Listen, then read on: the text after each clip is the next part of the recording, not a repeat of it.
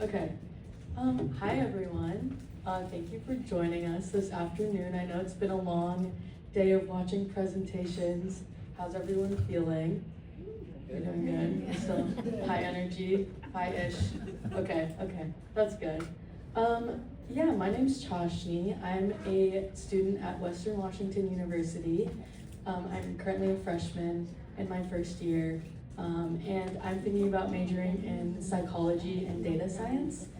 And NAMI has been a really big part of my life ever since 2023. I helped produce the Family to Family class here at NAMI. And then I got deeper involved in the Youth Ambassador Program and the Youth Advisory Board. And I'm hoping to intern with NAMI Washington this summer. So I'm going to be presenting to you guys on the long-term effects of COVID-19 on youth mental health. This is something that we feel like we've returned to the sense of normalcy with we don't wear masks anymore, we aren't as like hyper-focused on cleanliness, but our youth are still definitely feeling these effects. Youth mental illness is still on the rise and we haven't returned to the lower state that we were at pre-COVID. And so I kind of wanted to investigate and understand why this was happening.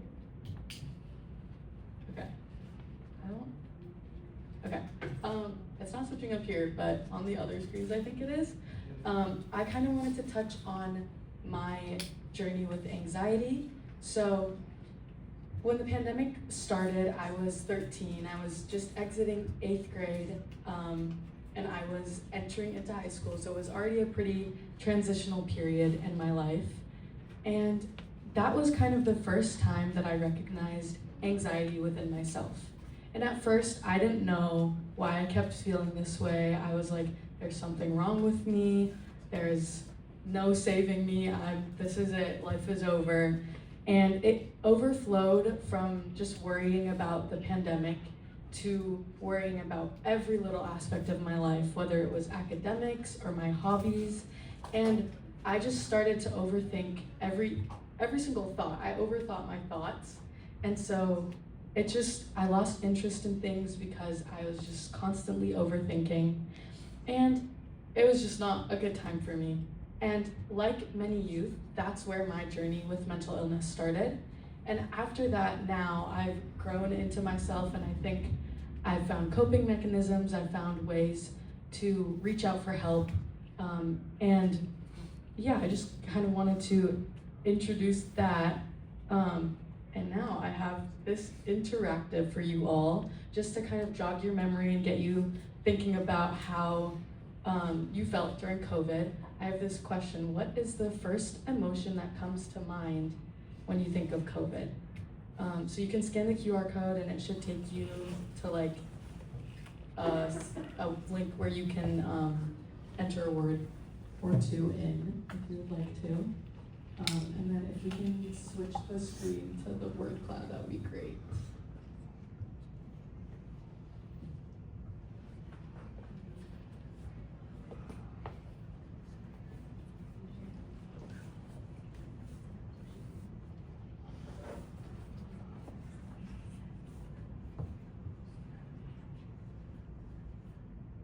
Also, can someone let me know if it's working? Like, is the link? Working. It's working. Yeah, it's Okay, working. perfect. If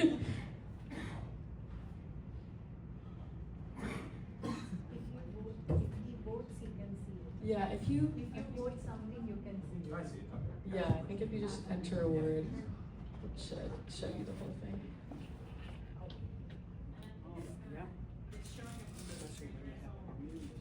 Yeah. Yeah. Oh, yeah, we got it. Yeah. Okay, perfect. Yeah, I see a lot of fear is the biggest one right now. Uncertainty, that's also a big one. Can't really see the other ones, but loneliness, sadness, anxiety. I can't see many ones, I'm sorry, but you can read them. They're out there.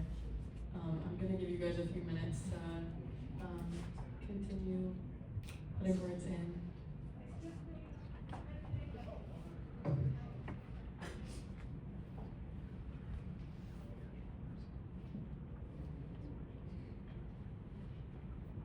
Okay, has anyone not been able to put a Yeah, word now in? it's come to here also. Okay, yeah, I see it. Okay. Yeah, there's stressed, sad, unknown, depression. Yeah, I see a lot of different words. I think a lot of them are definitely very negative, which is like makes sense for the time, that period that we were in. And there's such a wide range of emotions here, and I think that contributed to that spike in mental illness, which you'll see on the next slide. If we could switch back to that.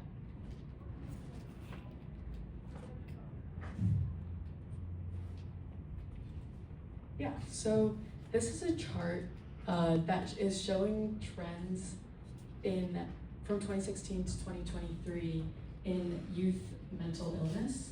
And so as you can see, there's a spike in 2020 where there was a stark increase in mental illness.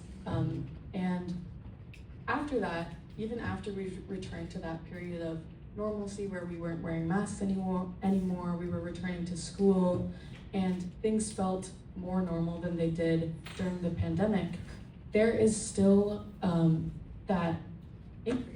Even now, COVID has left us affected 5 years in the future.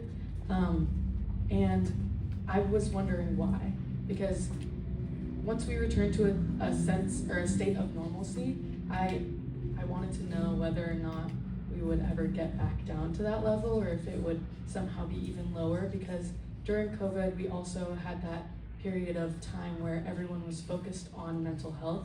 And so there was a rise in awareness and a rise in everything else. But even with that, the mental illness levels rose as well.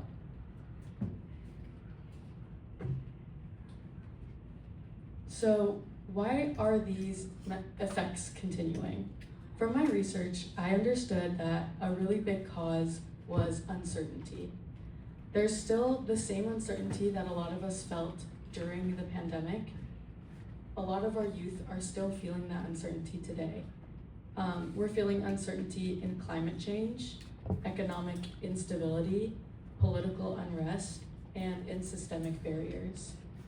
And systemic barriers are put in place and create even more insecurity for youth, to the point where they're not able to get the help that they need when they need it. So what are systemic barriers?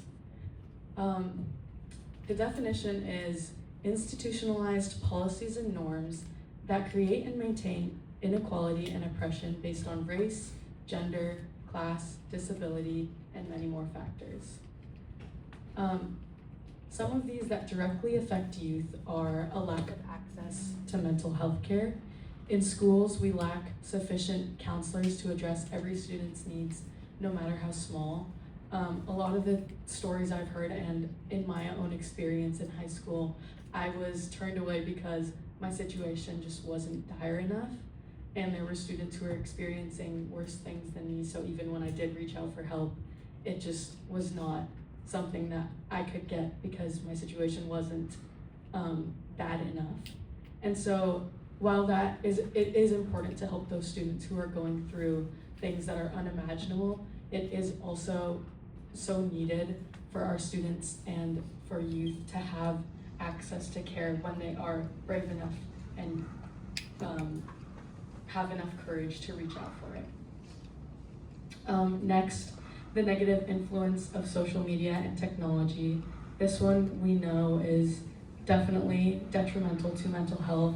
Although it provides connection, there isn't, as the negatives definitely outweigh the positives, and our need for escaping the reality of our world leads to constant use of social media, and that leads to constant comparison and that need for like the perfect life and the perfect travel and the perfect everything. And so that constant comparison is really detrimental to youth mental health. Increasing economic inequality. The increasing gap between the rich and the poor is just contributing to even more instability in youth's lives who are affected directly by these changes. And so that can cause this more senses of uncertainty and systemic barriers. And then climate change and climate anxiety. The future of the planet concerns so much of our youth because we are going to be in the future of the planet, and whatever world that the people older than us are leaving us right now is what we're going to be left with.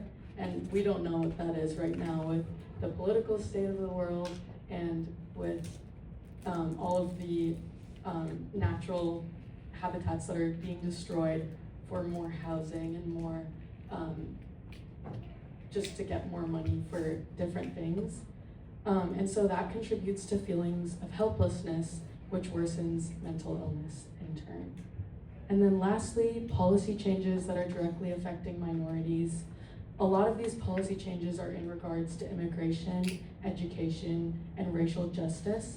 And all of these affect communities that are already facing discrimination and systemic problems. And this causes fear, frustration, and so much just uncertainty and instability in their lives. And with that, we need to address and dismantle the harmful barriers that are so deeply rooted in our society. So, I don't know why it's not switching. Okay, there we go. So let's create waves. How do we create positive change? We need to create positive change through policy, community, and self-care. Through policy, we can attend youth-led policy events like Lobby Day, and a lot of you were at Lobby Day, and we lobbied for all of those bills that Donna talked about earlier, and that is creating so much change and making sure your voice is heard through connection with legislators at those events and even outside of those events is so important because your voice matters to them. Organizing fundraisers for organizations you care about, especially with budget cuts, these organizations will still need money to continue running, and so organizing fundraisers for whatever you're most passionate about is crucial in continuing to let them have their impact. And then legislative internships are also a really good way to get involved. Within community, engaging in organizations that you care about, and then also replacing the push for hyper-independence with an even bigger push for community. Like right now, we are so focused on like ambition and getting into the perfect college and competing with everyone around us, but we need to replace that push with something that is depending on each other rather than ignoring everyone else and trying to be the best. And it is always important to have ambition, but having that ambition as a community rather than placing pressure on each individual person is so crucial. And then lastly, self-care is really important because the world cannot be fixed in one day. And a lot of the times I struggle with feeling like I have to get all my tasks done in one day, or I have to somehow make all of these impacts in one day, and the world is ending and there's no fixing it. But there is fixing it. It's a slow battle, but there is hope still. And we need to take care of ourselves in this process. And so with that, I wanted to go into a sort of like discussion and then have you guys share. So for like 2 minutes, I think, do you guys want to share with each other, just have like a chat in your small group about your favorite coping mechanism when in high stress moments, or your favorite relaxation technique or anything of this sort?